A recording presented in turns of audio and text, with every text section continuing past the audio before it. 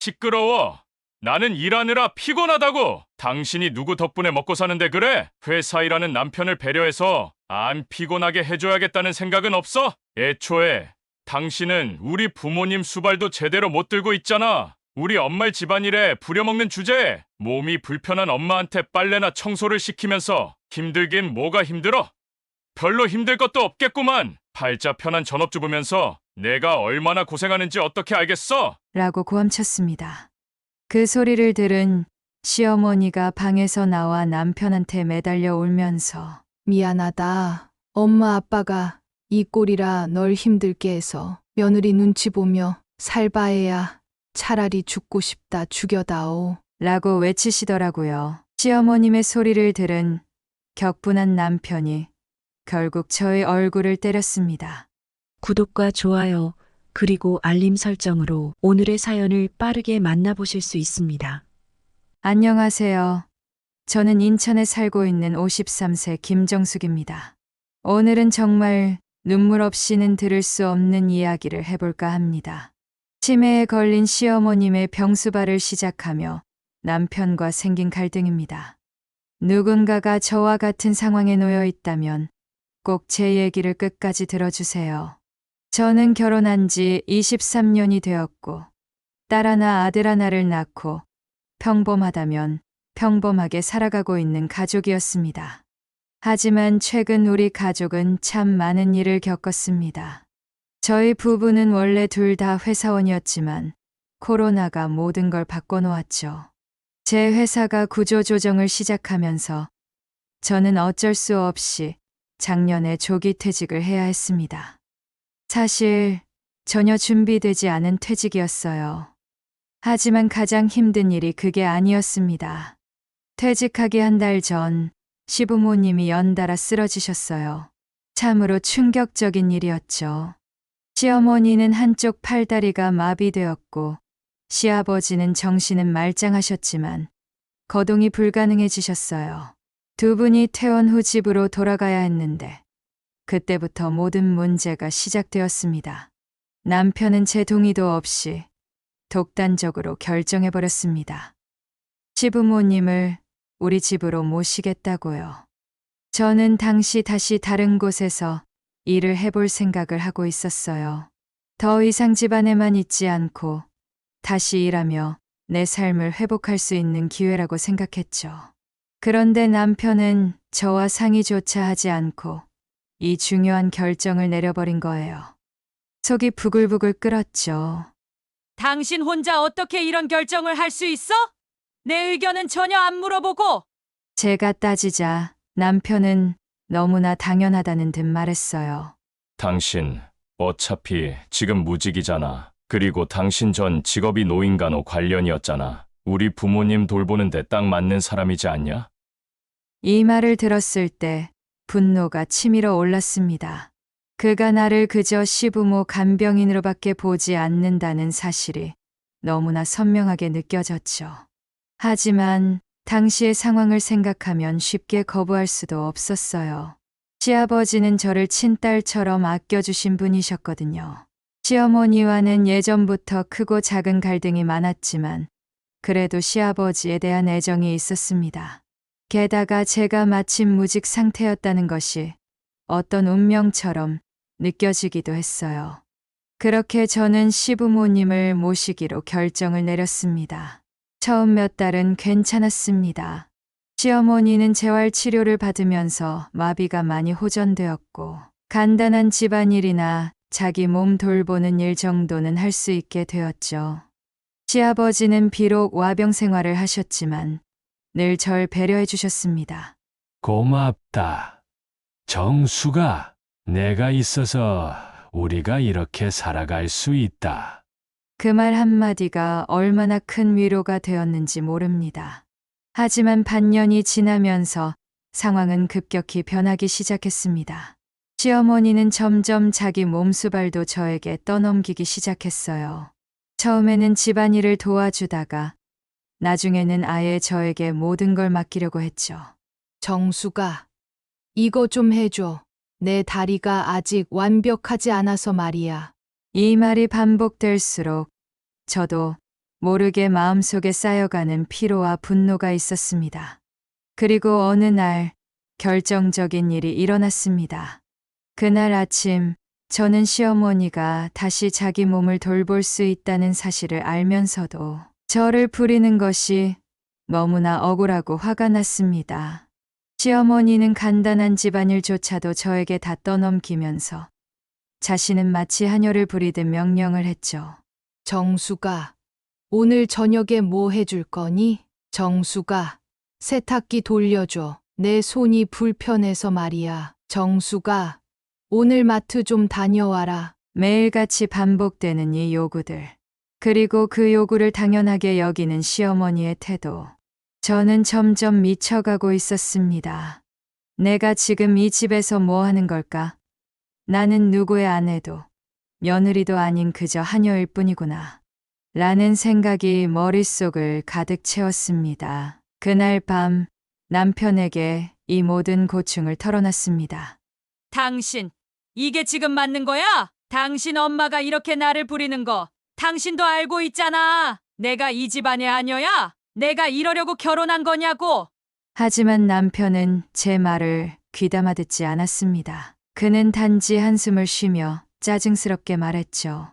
당신이 잘 알잖아. 엄마가 아직 완전히 낫지 않았잖아. 좀 더 참아줘. 우리가 당신한테 얼마나 고마워하는지 알지? 고맙다고? 고맙다고. 그 말이 더 화가 났습니다. 고마워한다는 말 한마디로 내가 겪는 이 고통이 다 해결된다고 생각하는 건가? 남편은 절대 제 입장을 이해하려고 하지 않았습니다. 내가 느끼는 억울함과 분노는 그에게 아무런 의미가 없었던 거죠. 결국 그날 저는 잠을 이루지 못한 채 뒤척였습니다. 내가 이 집에서 이대로 살아갈 수 있을까? 이제는 그 질문이 저를 놓아주지 않았습니다. 처음에는 그저 불편하다고 생각했지만 점점 더 큰 문제가 나타났습니다. 시어머니의 성격이 점점 더 고집스러워지고 모든 일을 내가 해야 한다는 것처럼 느끼는 태도가 저를 피폐하게 만들었습니다. 어느 날 시아버지 방에서 시아버지 식사를 챙겨드리고 있는데 시어머니가 불쑥 들어와서 말없이 숟가락을 빼앗듯 가져갔고 뒤에서 비꼬는 듯한 말을 던졌습니다. 나는 굶겨 죽일 심산이냐? 네가 우리 집을 다 망하게 하려고 작정했구나. 그 말을 들은 시아버지는 저를 보호하려 했습니다. 뭘 그런 말을 해? 정수기가 아니었으면 우리 둘 다 이렇게 살 수 없었어. 감사해야 할 사람이 누군데? 시아버지의 그런 말은 고맙기도 했지만 그 말이 나올수록 시어머니의 불만은 더 깊어져 갔습니다. 결국 시어머니는 시아버지 방에 들어오지도 않았습니다. 이젠 정말 어떻게 해야 할까? 저는 남편과 여러 차례 상담을 시도했어요. 당신 부모님 상황이 정말 심각해지고 있어. 당신도 뭔가 해야 하지 않겠어? 그러나 남편은 늘 같은 대답만 했습니다. 내일 얘기하자. 그저 피곤하다는 핑계만 대며 부모님의 상황을 전혀 심각하게 받아들이지 않았어요. 그에게는 더 중요한 것이 회사 일이었습니다. 코로나가 끝나면서 남편의 업무량이 많아진 것은 알았지만 그래도 이 문제를 내팽개치는 건 도저히 이해할 수 없었어요. 이제는 시아버지가 더 많은 도움을 주고 계셨습니다. 시어머니의 상태가 악화되면서 집안일과 간병에 대한 도움을 요청하거나 보건소에 문의하는 등 모든 일을 저 혼자 다 감당할 수 없었으니까요. 하지만 남편은 여전히 제 말을 흘려들었습니다. 그리고 가장 큰 갈등이 찾아왔습니다. 시어머니의 치매가 점점 악화되면서 망상과 피해의식이 심해졌습니다. 며느리가 밥을 안 준다. 내 반지를 며느리가 훔쳐갔다. 내 돈을 훔쳐갔다. 며느리가 내 옷을 버려버렸다. 처음엔 그 말들이 그냥 치매로 인한 증상이라고 생각했어요. 하지만 시간이 지나면서 시어머님의 거짓말들이 저를 점점 고립시키고 있었죠. 시어머니는 점점 더 자신만의 허구적인 세계 속에서 저를 적으로 몰아갔고 저는 집안에서 점점 더 외로운 전쟁을 치르게 되었습니다. 시아버지는 그런 상황을 보다 못해 남편에게 여러 차례 말을 했습니다. 이건 정숙이 혼자 할 수 있는 일이 아니다. 내 엄마는 이제 전문 시설에 가야 한다. 내가 같이 가겠다. 시아버지마저 이 문제의 심각성을 인식하고 남편에게 거듭 부탁했지만 남편은 여전히 같은 태도였습니다. 좀 더 있다가 결정하자. 다음에 이야기하자. 그 말을 듣는 동안 제 가슴 속에는 참을 수 없는 울분이 차올랐습니다. 나는 왜 이 모든 걸 혼자 짊어지고 있지? 남편은 자신의 가족을 돌보는 일을 나에게 떠넘기고 있었고, 시어머니는 나를 의심과 비난의 대상으로 여기고 있었습니다. 이젠 더 이상 견딜 수 없다는 생각이 들었어요. 시어머니의 치매는 악화되고 남편은 여전히 현실을 외면하는 사이에 나는 내 자신을 잃어가고 있었습니다. 그 무렵에는 저도 남편에 대한 애정이 식어 이혼하고 싶다는 생각을 하게 되었습니다. 애들은 이제 다 컸고 나한테도 저금, 퇴직금, 자격증이 있고 다만 유일하게 마음에 걸리는 게 시아버지라 이혼 결심을 못하고 있었습니다. 이 무렵엔 시아버지는 이 집을 나가서 자유롭게 살거라. 저놈은 너에게 너무 의존하고 있어. 아들놈의 잘못은 내가 대신 사과하마. 미안하지만 내가 우릴 계속 돌봐주는 동안엔 아들놈은 아무 생각도 안 할 거야. 라고 말씀하시곤 했습니다. 그리고 제 명의로 된 통장을 건네주셨습니다. 이 오래된 통장의 첫 입금은 22년 전이었습니다. 제가 딸을 임신했을 무렵으로 시비 거는 시어머니로 너무 힘들 때였습니다. 너가 제대로 아기를 돌볼 수 있을까? 이 집안에 내가 어울리는지 모르겠어. 같은 말들을 하루가 멀다 하고 내뱉었고 저는 그 당시 스트레스가 심해져 유산 위험에 처해 남편에게 울고불고 소리쳤지만 엄마가 괜히 그런 소리 하겠어? 그래도 시어머님이 하시는 얘기인데 새겨들어. 라고 단호하게 얘기했었지요. 말이 안 통하는 남편과 시어머님. 그렇지만 뱃속에 아기를 지켜야 한다는 생각에 버티던 나날들이었습니다. 하지만 결국 딸을 낳고 나니 손주의 귀여움에 시어머니가 갑자기 태도가 좋아졌습니다. 남편도 아버지로서 정신을 차렸는지 당시 시부모와 함께 살던 집을 나와 근처로 이사해 상황이 많이 나아졌었죠. 시아버지는 그때도 제가 좋아하는 음식을 사다 주시거나 남편이나 시어머니를 나무라 주시거나 아이가 밤울음이 있던 시기엔 출산 후엔 무리하면 안 된다. 나야 손녀랑 보내는 시간이 늘어서 기쁘니까 걱정 마렴. 라고 얘기하시며 새벽에 아이를 안고 산책을 나가시곤 했었죠.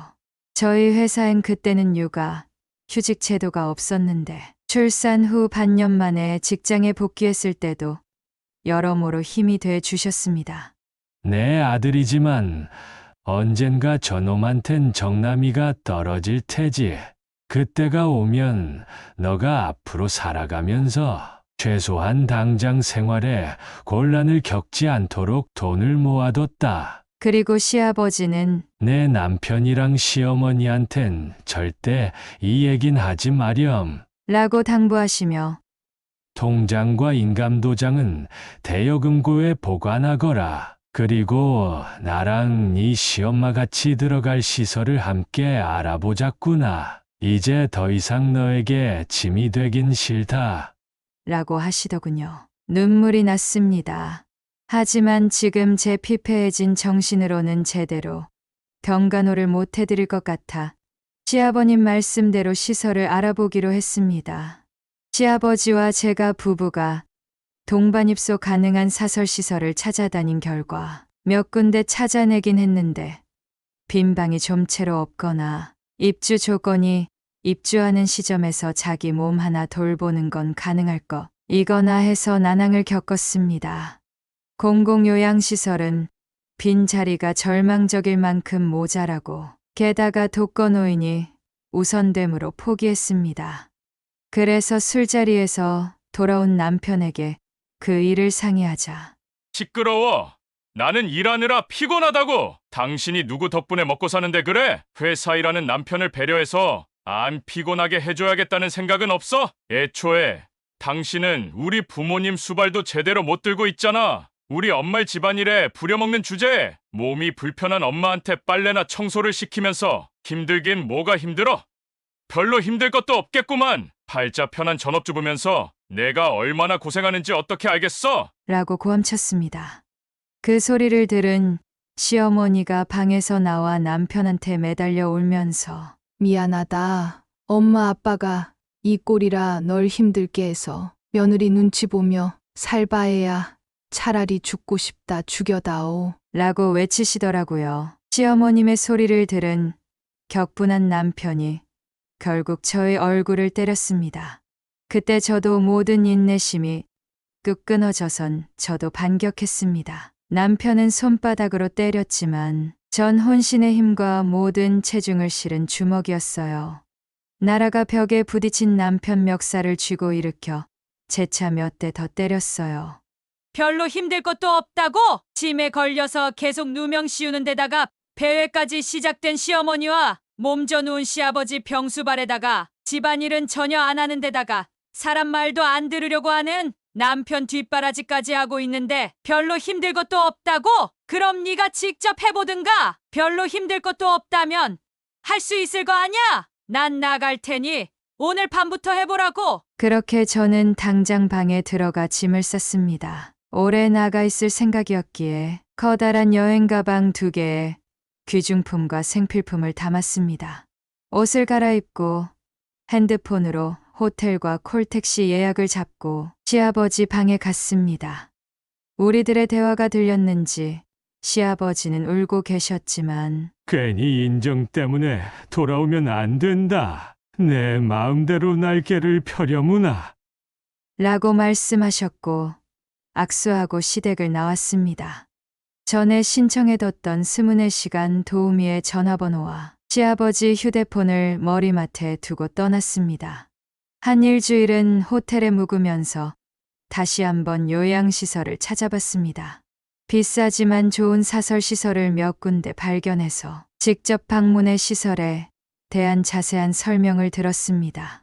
시아버지와 얘기했던 예산에 가까운 시설을 발견해 공실 상황을 물어보니 비싼 곳이라 그런지 빈 방이 생기는 대로 입주가 가능합니다 라길래 시아버지의 위임장으로 계약을 끝냈습니다.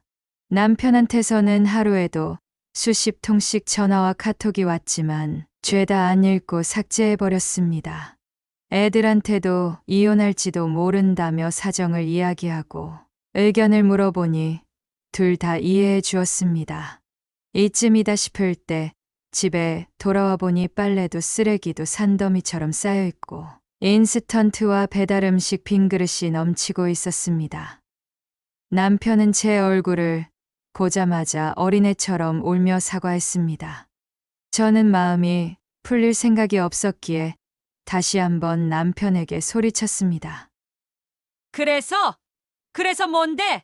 감사하고 반성 중이라서 뭐? 또 나한테만 죄다 떠넘기고 자기는 외면한 채 편하게 살고 싶으니까 또 전부 짊어져 달라는 거지? 아, 싫어. 돌아오긴 했지만 언제든 다시 나갈 수 있어. 나야 언제 이혼하든 괜찮거든. 나 내일 미용실 가. 미용실은 1년 반 만에 가보네. 그러자 남편은 나 더 이상은 휴가를 못 내. 이제 그만 마음 풀어. 라며 울길래 그럼 회사 그만두면 되겠네. 앞으로 계속 24시간 간호할 건데 직장일은 어차피 못하잖아. 괜찮아. 빨래도 청소도 엄마가 해준다며? 그럼 별거 아닌데 왜? 남편도 일주일 동안 몸소 겪어보고 나서야 시어머니가 치매임을 납득했는지 황급히 사과했지만 무시하고 시아버지 방에 가서 계약 얘기를 했습니다. 시아버지는 고개를 끄덕이시며 편안한 미소를 지어주셨습니다.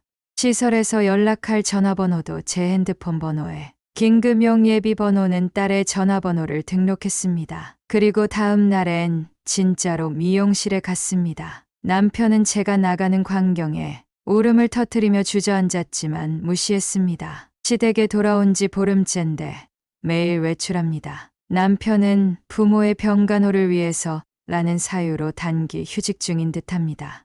아내는 간호하다가 피로로 쓰러져 입원 중이라고 말했는지 우연히 마주친 남편 상사가 제 몸 컨디션을 물어보더군요. 요양시설 입소비가 예산 초과해서 시아버지께 받은 돈은 그걸 보충하는 데 쓸 생각입니다. 그리고 시부모님 집은 두 분이 시설에 들어간 후에 팔 수 있도록 시아버지가 수속을 밟아주셨습니다. 예전에 저희 애가 태어난 후로 시어머님과 관계가 호전됐다곤 하지만 시어머니가 우리 친정 부모님을 욕한 것, 임신 중에 유산 위험도 있을 만한 괴롭힘을 당한 것, 그만 용서하자고 마음에 묻어뒀던 원한이 치매로 인한 거짓말에 불씨가 살아난 것, 남편에게 오만정이 뚝 떨어진 것, 그렇다고 시아버지의 병수발까지 방패한 것, 지금 필사적으로 요양시설을 찾느라 노이로제 상태가 된 남편에게 실은 이미 시설에 계약이 끝났단 걸 말 안 하고 있는 것, 단순히 내 마음의 응어리를 풀기 위해서 남편이 해고되도록 유도한 것, 근데 정작 나는 재취업이 결정된 것, 남편한테 폭력을 휘두른 것, 이 모든 게 그야말로 막장 드라마에 나오는 이야기이지만 후회는 안 되네요. 만약 여러분의 가족이 이러한 상황에 직면했다면 어떻게 했을 것인지 아래 댓글로 여러분의 이야기를 공유해 주시기를 바랍니다. 사랑에는 때로 어려운 결정이 필요하지만 그러한 결정이 우리의 삶과 관계를 더 좋게 만드는 것임을 기억하세요. 오늘 영상이 재미있고 유익했다면 구독과 좋아요, 그리고 주변 지인들에게 공유 부탁드립니다.